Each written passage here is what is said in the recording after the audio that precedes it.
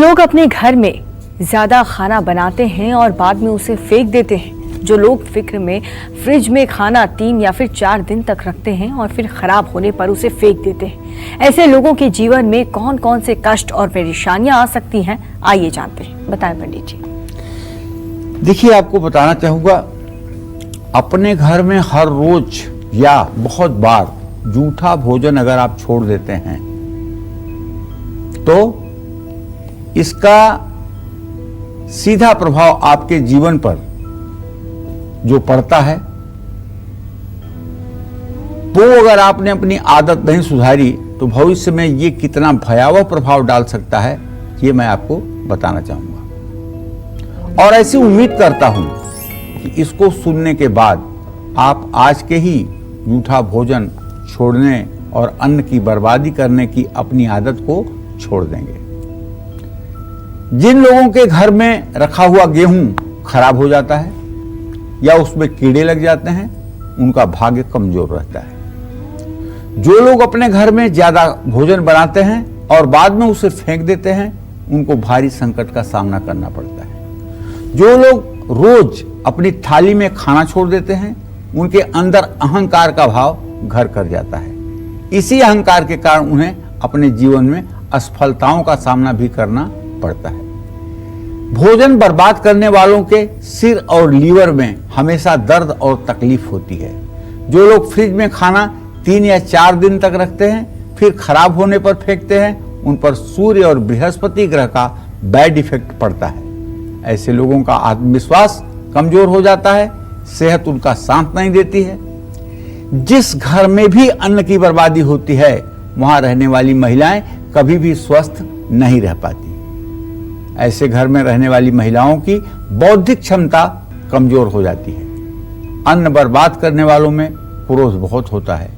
जीवन संघर्ष से भर जाता है। परिवार के सदस्यों में ज्ञान और बुद्धि का अभाव हो जाता है।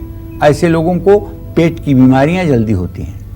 अन्न की बर्बादी करने वाले नौकरी और कारोबार में हमेशा परेशान रहते हैं। शास्त्रों में स्पष्ट रूप से कहा गया है कि जिस थाली में हम खाते हैं उसमें कभी भी हाथ न धोएं। और दूसरा एक कहना यह भी है मेरा कि जिस थाली में आप खाते हैं उसमें कभी छेद न करें।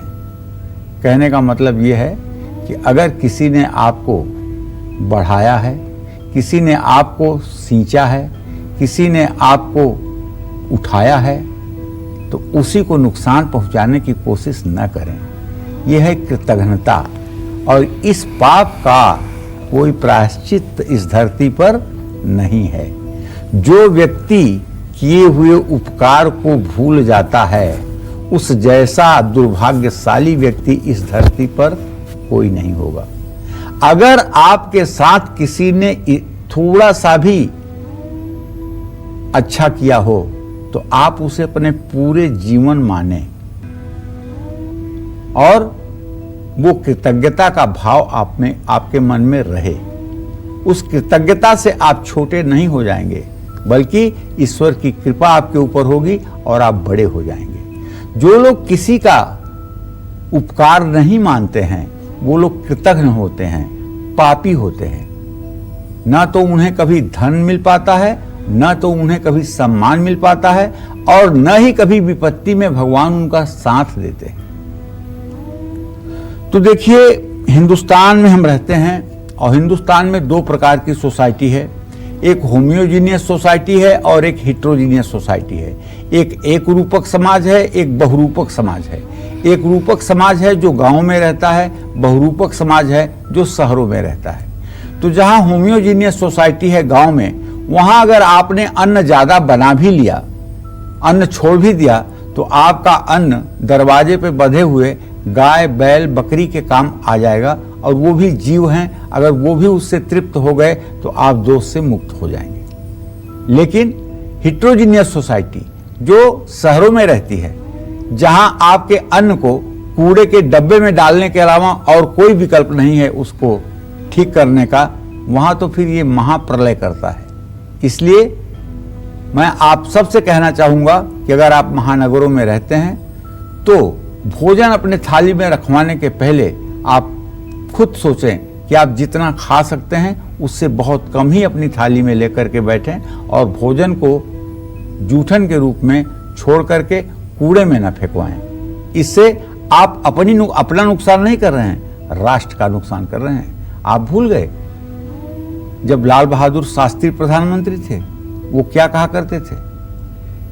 हे मेरे देशवासियों, सप्ताह में 1 दिन का व्रत करिए। इस तरह से महीने में 4 दिन का अगर आप व्रत करेंगे तो 1 साल में 64 दिन का राशन बचेगा। और जब 64 दिन का राशन बचेगा तो हमें अमेरिका के ऊपर राशन मंगाने के लिए डिपेंड नहीं होना पड़ेगा। आप अपनी देशभक्ति दिखाइए, सप्ताह में 1 दिन व्रत करिए।